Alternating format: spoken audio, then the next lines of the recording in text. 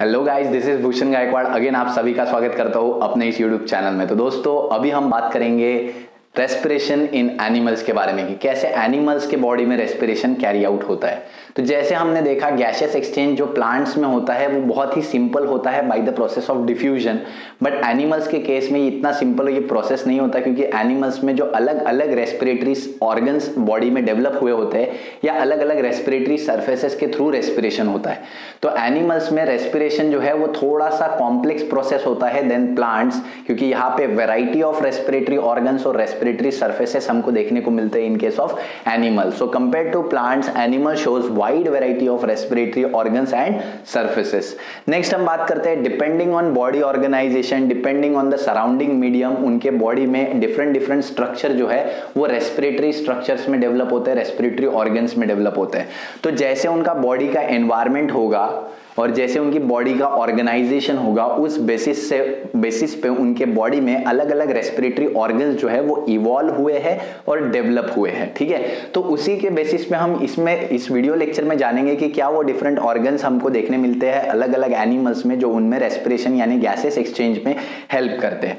सो respiratory organs जो होते हैं इन केस ऑफ एनिमल्स, वो ट्रांसपोर्ट सिस्टम के साथ एसोसिएटेड होते हैं। जैसे कि हम देखते हैं, ब्लड एक बहुत ही इंपॉर्टेंट ट्रांसपोर्टिंग फ्लूइड है इन केस ऑफ एनिमल बॉडी, तो इनसे बहुत ही क्लोज एसोसिएशन में होते हैं ये रेस्पिरेटरी सर्फेसेस या ऑर्गन्स। और साथ ही में हम देखते हैं ये कभी कभी ट्रांसपोर्ट मीडियम की तरह भी एक्ट करते हैं, कुछ चीजों को ट्रांसपोर्ट करने में ये भी हेल्प करते हैं। सबसे पहले हम बात करते हैं कौन से वो ऑर्गेनिजम्स होते हैं और कौन से हैबिटेट में वो रहते हैं और किस तरीके से वो रेस्पिरेशन सर्फेसेस या ऑर्गन्स उनमें प्रेजेंट होते हैं। ठीक है, जैसे ये बुक में टेबल ड्रॉ किया गया है, वैसे ही सेम टेबल हमने यहाँ पे ड्रॉ किया है, जिसमें हम 3 कॉलम्स के जरिए जानेंगे कि कैसे ऑर्गेनिजम्स में, एनिमल्स में रेस्पिरेशन होता है, क्या उनका हैबिटेट होता है, कौन से वो ऑर्गेनिज्म है और किस तरीके से उनमें रेस्पिरेटरी सरफेस या ऑर्गन्स डेवलप हुए हैं। तो सबसे सिंपलेस्ट ऑर्गेनिज्म जो है वो है प्रोटिस्ट, जो कि यूनिसेल्युलर यूकैरियोटिक ऑर्गेनिजम्स है। इसके बाद आते हैं स्पॉन्जेस, जो कि मल्टीसेल्युलर है लेकिन उनमें कोई टिश्यू फॉर्म नहीं होता है। वो एनिमल बहुत सारे सेल एक साथ आके एक एनिमल फॉर्म कर देते हैं, स्पॉन्जी एनिमल होता है। ठीक है, सिलिएंड्रेट, जिसमें हाइड्रा वगैरह इंक्लूड होता है। ठीक है, हाइड्रा, पॉलिप्स, मेड्यूसा, इनकी जो कॉलोनी होती है। तो वो जो एनिमल्स है बेसिकली वो एनिमल्स एक्वाटिक होते हैं ये सारे, और इनमें प्लाज्मा मेम्ब्रेन यानी जो सेल की आउटर वॉल होती है, आउटर मोस्ट, क्योंकि इनमें सेल वॉल तो होती नहीं है, तो बेसिकली प्लाज्मा मेम्ब्रेन से हम देखते हैं इनमें गैसियस एक्सचेंज होता है। प्लाज्मा मेम्ब्रेन के इन एंड आउट गैसेस बहुत ही सिंपल तरीके से डिफ्यूजन के थ्रू इन एंड आउट जो है वो परमिएबिलिटी इनकी होती है। नेक्स्ट हम बात करते हैं फ्लैटवर्म, जैसे कि प्लेनेरिया और टीनिया सोलियम, लिवर फ्लक। ठीक है, तो ये फ्लैटवर्म्स जिनकी बॉडी आगे पीछे ऐसे डॉर्सली और वेंट्रली फ्लैट होती है, तो ऐसे ये एनिमल प्लेनेरिया जिसमें इंक्लूड होते हैं, लिवर फ्लक इंक्लूड होते हैं, ये भी एक्वाटिक होते हैं और इनमें भी प्लाज्मा मेम्ब्रेन से ही ज्यादातर जो है वो गैसेस एक्सचेंज होती है। इसके अलावा एनेलिडा में भी प्लाज्मा मेम्ब्रेन से या बॉडी वॉल से गैसेस एक्सचेंज होती है, क्योंकि इनका बॉडी सरफेस जो है वो मॉइस्ट होता है, तो मॉइस्ट बॉडी सरफेस से भी इनकी गैसेस एक्सचेंज होती है। ठीक है, इसी के अलावा एम्फीबियंस, फ्रॉग। ठीक है, एम्फीबिया में फ्रॉग आता है जो पानी में भी रहता है, जमीन में भी रहता है। तो बेसिकली ये एम्फीबियन इसलिए होते हैं क्योंकि ये अपने एग वाटर में ले करते हैं। वाटर में जो एनिमल्स एग को ले करते हैं वो एम्फीबियन बोलते हैं उनको। ठीक है, और वो फिर जमीन पे आके रहते हैं। तो बेसिकली ये जो फ्रॉग्स है ये एम्फीबियंस है, वाटर में एग ले करते हैं, जमीन और वाटर दोनों में रहते हैं। तो दैट्स वाई यहाँ पे इनकी जो बॉडी में जो रेस्पिरेशन होता है वो बाय बॉडी स्किन होता है। लंग्स से भी होता है इनके बॉडी में रेस्पिरेशन, बट साथ ही बॉडी स्किन से भी रेस्पिरेशन होता है, मतलब बॉडी की जो स्किन सरफेस है इससे भी ये रेस्पायर करते हैं। साथ ही में हम देखते हैं इंसेक्ट जो है वो बेसिकली एक टेरेस्ट्रियल एनिमल्स में आते हैं और इनके बॉडी में ट्रकिया होते हैं, ट्यूब लाइक स्ट्रक्चर, और स्पिरैकल्स होते हैं बॉडी में। ठीक है, साइड्स में, जो कि हम देखते हैं जिन सेल्स से ये बॉडी में गैसेस एक्सचेंज कर पाते हैं। ठीक है, साथ ही में हम देखते हैं अरैक्निड्स, जिनमें जो भी टेरेस्ट्रियल है इनमें सारी की सारी स्पाइडर्स इंक्लूड होती है, इंक्लूडिंग स्कॉर्पियंस। तो ये अरैक्निड जो क्लास है ये भी हम देखते हैं टेरेस्ट्रियल है, और इनमें जो है वो गैसेस एक्सचेंज बुक लंग्स के जरिए होता है। बुक लंग्स क्या होते हैं, ये जो लंग्स का शेप होता है वो बुक जैसे दिखता है, जैसे बुक के पन्ने होते हैं बहुत सारे, वैसे उनमें वो लंग्स के जो है वो सेक्शंस होते हैं बहुत सारे, जिसके थ्रू गैसेस एक्सचेंज इनमें पॉसिबल होता है। लिम्यूलस एक आर्थ्रोपोड है और ये बेसिकली एक्वाटिक है। इसको हम लिविंग फॉसिल भी बोलते हैं क्योंकि ये बहुत हजारों सालों पहले अर्थ पे पाए जाते थे और आज भी इनमें से गिने चुने एनिमल्स अर्थ पे प्रेजेंट है, इसीलिए इनको लिविंग फॉसिल्स बोला गया है, क्योंकि इनके फॉसिल्स भी मिले हैं लाखों साल पुराने, और आज भी ये अर्थ पे अवेलेबल है।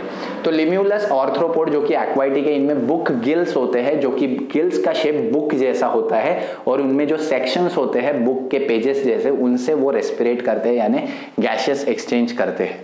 साथ ही में एम्फीबियन जो कि टैडपोल की बात कर रहे हैं हम, फ्रॉग की नहीं। फ्रॉग का जो लार्वल स्टेज होता है जो पानी में रहता है, ठीक है, तो ये टैडपोल ऑफ फ्रॉग, ठीक है। साथ ही में सैलामेंडर एंड न्यूट्स, ये जो एनिमल्स है ये बेसिकली एक्वाटिक यानी पानी में रहते हैं, तो इनमें एक्सटर्नल गिल्स होते हैं। गिल्स यानी बाहर के तरफ होते हैं, ये फिश जैसे अंदर नहीं होते।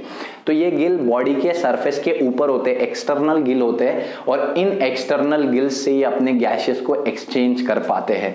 नेक्स्ट, फिश जैसे एनिमल हम देखते हैं, ये पानी में रहते हैं और इनमें इंटरनल गिल होते हैं। ये माउथ से वाटर को इनटेक करते हैं, गिल्स के ऊपर से वो वाटर फ्लो करता है, और फिर वो वाटर यहां से गिल्स के थ्रू बाहर निकल जाता है, और उस दौरान जब वो वाटर गिल्स में से फ्लो हो रहा होता है, उस टाइम पे वहां पे गैसेस एक्सचेंज हो जाता है, ठीक है। फाइनली रेप्टाइल और बर्ड्स और मैमल्स में हम देखते हैं कि लंग्स होते हैं, और ये टेरेस्ट्रियल एनिमल्स है। मैमल्स में हम भी आते हैं, हमारे बॉडी में लंग्स होते हैं। लंग्स में स्पेशली एल्वियोलाई, ये जो छोटे छोटे सैक लाइक स्ट्रक्चर होते हैं, इन्हीं में गैसेस एक्सचेंज होता है। फाइनली टर्टल्स की बात करते हैं, तो टर्टल एक रेप्टाइल है, तो उनमें भी लंग्स से गैसेस एक्सचेंज होता है out of the water, water के बाहर। बट अंडर वाटर जब वो जाते हैं पानी के अंदर, तो उनके बॉडी की एक ओपनिंग क्लोएका उनको गैसेस एक्सचेंज कराने में हेल्प करती है। क्लोएका क्या होता है? ये एनल ओपनिंग होता है। एनल ओपनिंग यानी एनस, जहां से वेस्ट फूड मटेरियल एक्सक्रीट होता है। तो बॉडी के पिछला जो हिस्सा होता है उसमें जो ओपनिंग होती है, जिसके थ्रू जो भी वेस्ट फूड प्रोडक्ट है, वो अनडाइजेस्टेड फूड प्रोडक्ट है, वो एक्सक्रीट हो जाता है, बॉडी के बाहर रिलीज हो जाता है, उस ओपनिंग को क्लोएका बोलते हैं। तो वो ओपनिंग से वो रेस्पिरेट करते हैं इनसाइड द वाटर। तो क्या करते हैं, जो ऑक्सीजनेटेड वाटर होता है वो ओपनिंग से सक करते हैं बॉडी के अंदर, उसमें से ऑक्सीजन को एब्जॉर्ब करते हैं, और CO2 के साथ उसको बॉडी के रिलीज कर देते हैं। तो इस क्लोएका के मदद से वो अंडर वाटर जो है वो रेस्पिरेट कर पाते थे। तो इस तरीके से हम देखते हैं डिफरेंट एनिमल्स में अलग अलग तरीके के रेस्पिरेटरी सरफेस या रेस्पिरेटरी ऑर्गन्स का डेवलपमेंट हुआ है, इवोल्यूशन हुआ है, ठीक है। तो यहाँ पे हमने रेस्पिरेटरी ऑर्गन्स कंप्लीट कर चुके हैं एनिमल्स के। आई होप वीडियो लेक्चर जो है आपको पसंद आया होगा। अगर पसंद आया तो वीडियो को दोस्तों के साथ शेयर जरूर करें, और वीडियो को लाइक करें बिना वीडियो को छोड़ के मत जाइएगा। और साथ ही में अगर चैनल पे नए हो तो सब्सक्राइब जरूर कर दीजिए। और अगला वीडियो लेक्चर हमारा जल्दी ही आने वाला है ह्यूमन रेस्पिरेशन पे, कि हम इसमें देखेंगे कि किस तरीके से ह्यूमंस में रेस्पिरेशन होता है। तो तब तक के लिए थैंक यू वेरी मच।